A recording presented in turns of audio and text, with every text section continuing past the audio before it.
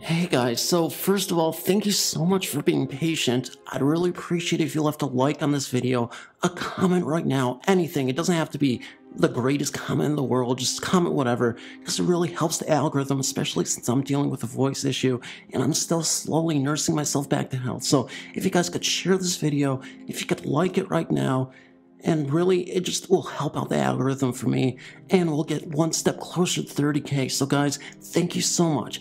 Let me know, as always, which story you like the most, because there's so many great stories. Love you, and see you in the next video. I used to spend a great deal of time working in a vet clinic, and let's just say, well, it had its fair share of paranormal occurrences. Seems pretty obvious, right? Ghostly activity would be abundant in a place where animals are put to sleep, and their souls potentially left to wander the old halls of this facility. However, there's a lot more variety contained in this particular clinic that isn't limited to just animal encounters. Sightings of previous human spirits have been known to linger years after departing Earth. A dark history is also associated with this place, a sinister energy that I can't really put my finger on. When the place is thriving during the working hours and is populated by staff, animals being housed in the kennels, and clients, the atmosphere is very loving. However, late into the night, after the business closes and the doors lock, it takes on a different kind of energy, especially when you're left alone, something that I've spent a great deal of time doing, since I often work closing shifts. The clinic was founded way back in the early 1950s, and had seen its fair share of staff, ranging from kennel workers, veterinary technicians, to veterinarians. The biggest rumor I've heard since being employed here is the story of Dr. Fleming. When the business originally opened in the 1950s, he was one of the first vets to be working there, and he was more than a little unsavory. That's because this man was truly repulsive, as he had a reputation of treating the animals like crap that stayed in the kennels. It started with the mistreatment of dogs that would stay, where he would take his aggression out on the animals when he had a bad day, kicking, hitting, etc. You'd think that someone would say something eventually, right? Well, from what I've been told, everyone kept their mouth shut because he was such a great veterinarian. He did his job very well, right up until he had enough of his life, when at that point, he just snapped. A client had come in to get a checkup for their dog, and he went into an exam room. The dog wasn't cooperating with him, and he started screaming at the dog. When the staff rushed in to see what was going on, he pulled out a gun and aimed it at the dog for a second, before pulling the gun on himself, and that was the end of his life. Unfortunately, I can't confirm if this was just an old legend to explain the ghost hauntings, but everybody, from the current longtime staff to the boss, all say this happened, and the staff before them had told them this to be factual. So this story was passed on over the years, and it's 2015 now. My boss even told me of a story in which she saw the ghost of Dr. Fleming at night, while she was at the clinic, by herself, and alone, with nobody else with her. It was just after 11 p.m., and she had to run to get something that she left at the clinic earlier in the day. She drove over to the clinic, and the lights in the lobby were left on before she walked in. Not thinking much of it, she dismissed it, thinking maybe one of the staff members had left on the lights accidentally. The weird thing is, as soon as she walked into the building, the lights in the front lobby shut off by themselves for about 20 seconds. My boss turns the light back on. That freaked her out a little bit, as again, She knew nobody was there. So she's walking down the narrow hallway, and all the way at the end, she sees a figure move into the last exam room at the end of the hallway. It was a cloudy figure, almost like a shadow person. Now get this, after she saw whatever that thing was, the light in the exam room turned on, and then off. That room was supposedly the same one where the incident with Dr. Fleming took place. I didn't want to believe her at first, but then again, I feel the energy in that clinic all the time after hours, and it is not a peaceful energy. It feels like ghosts are roaming the halls. In my personal experience, I never saw anything, but I've heard ghostly growls that didn't sound like cats or dogs, or any animal for that matter, as I was closing up the clinic.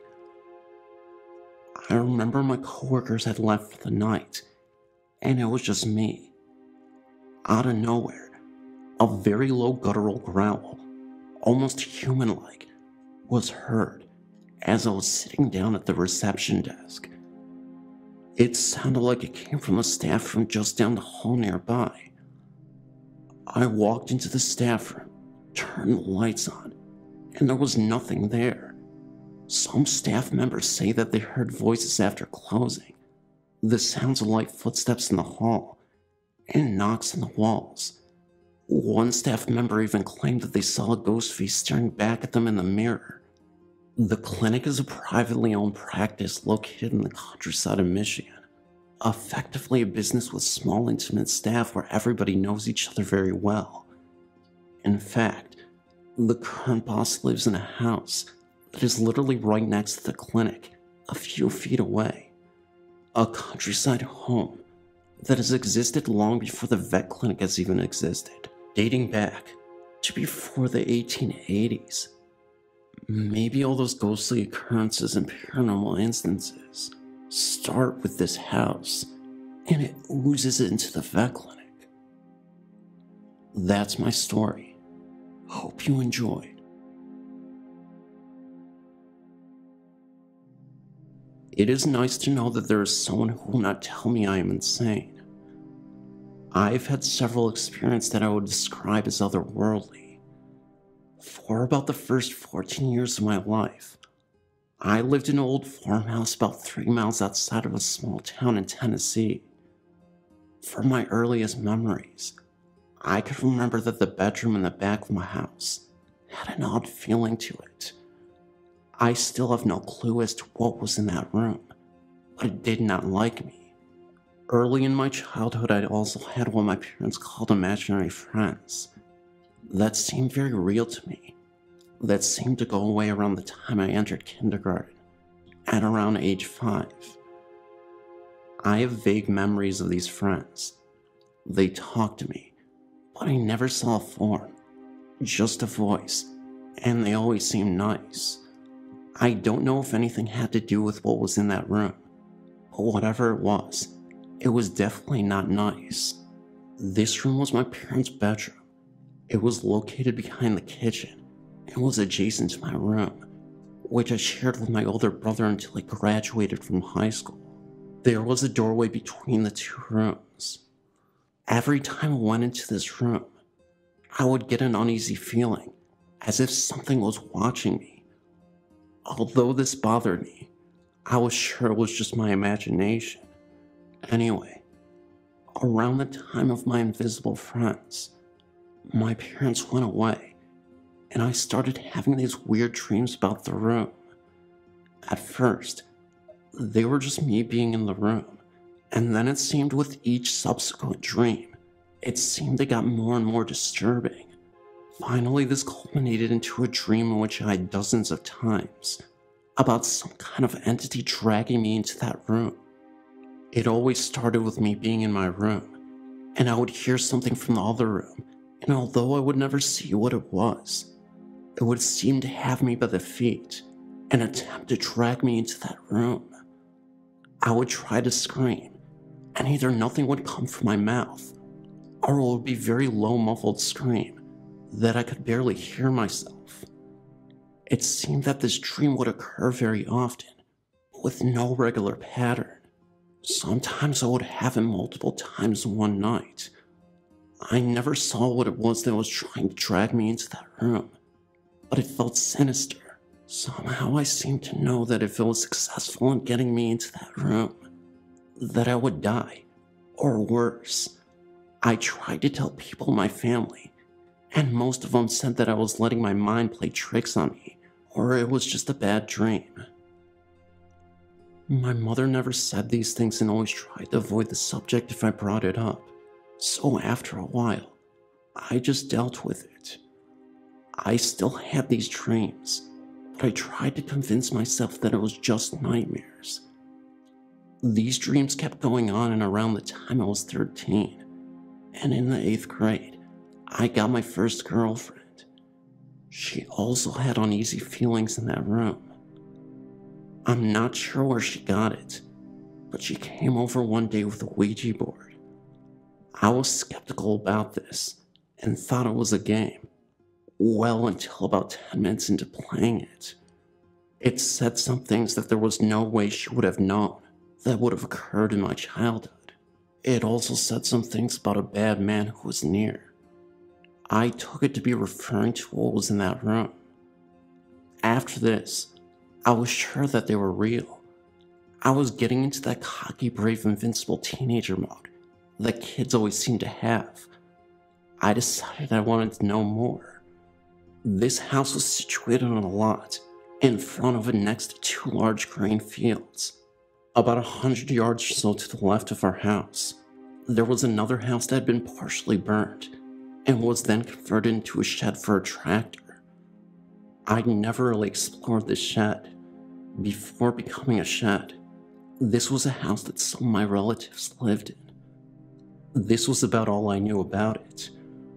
One day, my girlfriend and I were walking from our house, which was about 2 miles away, and it started to rain.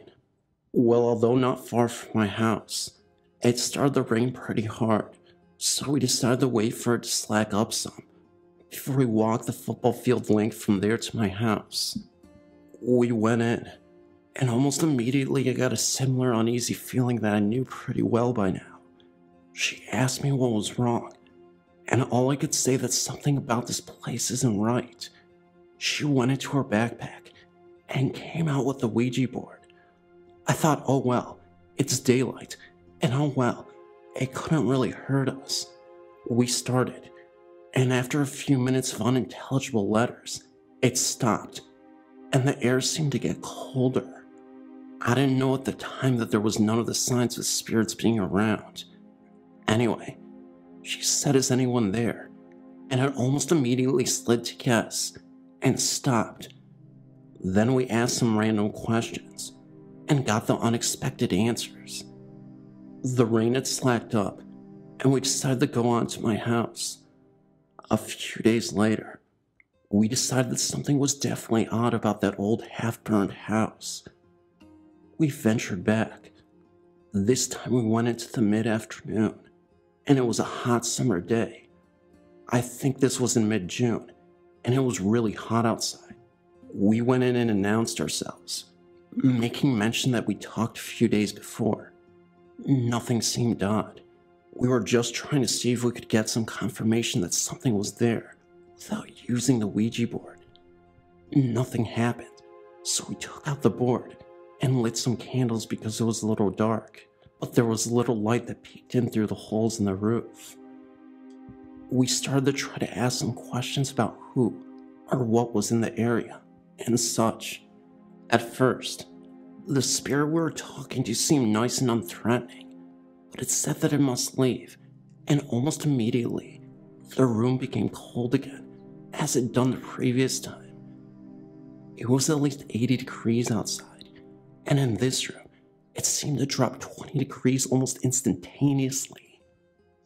This was startling, because the last time we wrote that off as being wind from the rain outside. Again, we asked stupid questions, and then we asked for her name, and it spelled either evil or devil. It happened so fast, so we're not 100% sure. Either way, this freaked us out. and I was pretty sure whatever this was either the same thing that was tormenting my dreams or related to it.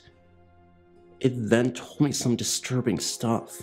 I don't want to get into it, but it was not pleasant and really scared me, so we stopped. When we went to put the board up, the blanket was really hot. This thing was made of plastic, and it was hot enough to almost burn you. But the plastic didn't melt or show any outward signs of the heat, only when you touched it. This really scared us, and we got the heck out of there.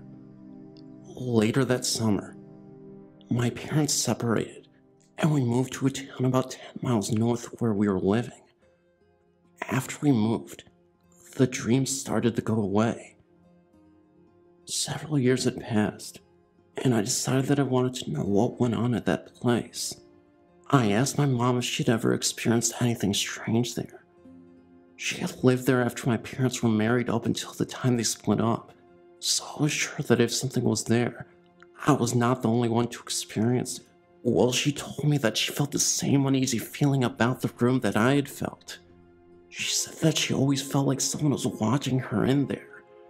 She said that she had never told anyone, because my dad said she was crazy, that he had never had anything like that happen.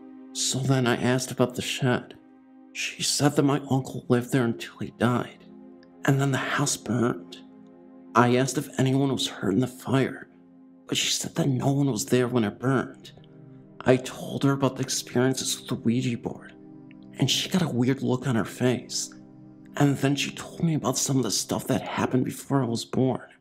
She didn't give me specifics about names, but she said I had some relatives whose house burned down, and their children died in the fire. Their bodies were laid out in the house before the funeral. She also said that it was suspected that the fire that killed the 3 children was set for insurance money. I don't know if it was their spirits or something else, but after we moved, the dream stopped, and everything seemed to be normal. I say normal, but I still have paranormal experiences where I will see people not there, or other odd things. I've now felt a presence like the one in the room since then, and I never want to feel anything like that again. I never quite figured out what that was, or if the events were related.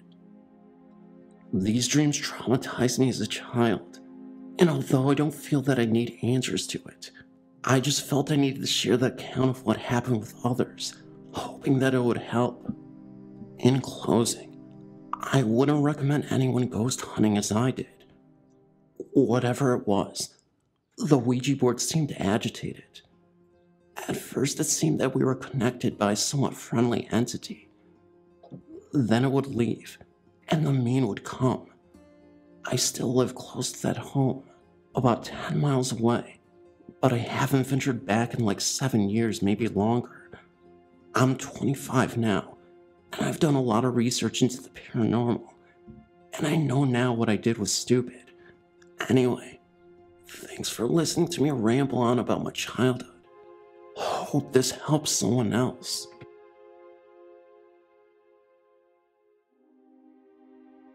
I now own the hospital, and it is utterly amazing. We have heard sounds of something working in the boiler late at night that even draw the attention of our many animals. There is a faint humming in one wing of the hospital, though there is no electrical power to the building. I've personally seen a little boy who I thought was coming down the hallway to the house in the back to see my daughter. I called to him in the twilight that she was out front and started to walk towards him. As I got closer, I realized he was on the stairs on the side of the building and disappeared out of sight. When I reached that point, we have taken pictures of the windows and have been able to bring up the face of a young woman with prominent cheekbones and a pointed chin, with long curly hair with an elderly gentleman in the background. On Photoshop, we magnified the image. The picture was taken in a stairwell that is 12 feet off the floor. There are many orbs around the building, and a local newspaper reporter and photographer who did a story on it this past Halloween photographed a white mist in a second floor window that seemed to be a focus point to some residents of town. giving them an uneasy feeling when they drive by.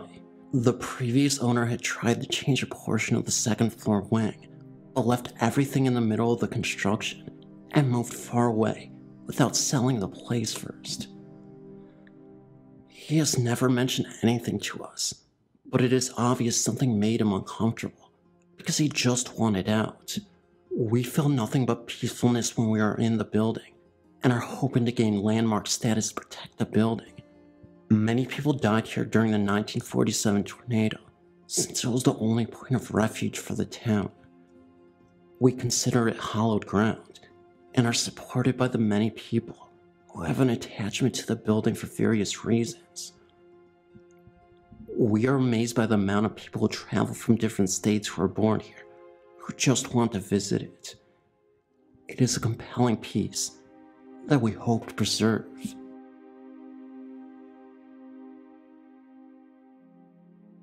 My name is Jessica, and I live about 12 miles outside of a little town called Berlin in Somerset, Pennsylvania. When I was a little girl growing up down in the middle of nowhere, I heard ghost stories all the time.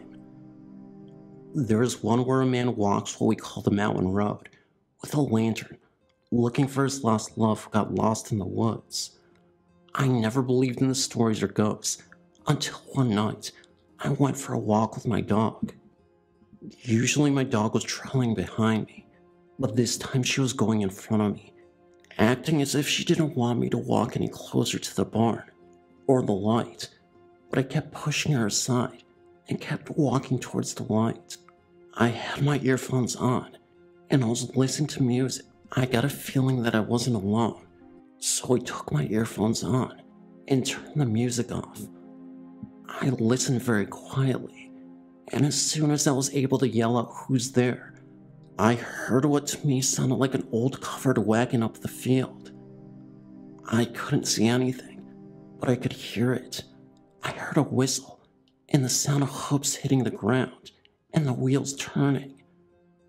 My dog started to bark, and I got scared and ran into the home. The next day I went to the field where I thought the sound of the wheels were coming from, and there were hoof prints and wheel tracks. I followed them for about 5 minutes, and then they just vanished. It was like they just disappeared. The tracks stopped. Then I started to follow them back to where I was, and the same thing happened. I got to the point where I'd heard them, and started to follow them back for about 5 minutes, and they disappeared. Sadly, I didn't get any photos, but I showed my mom and dad. None of us could explain it.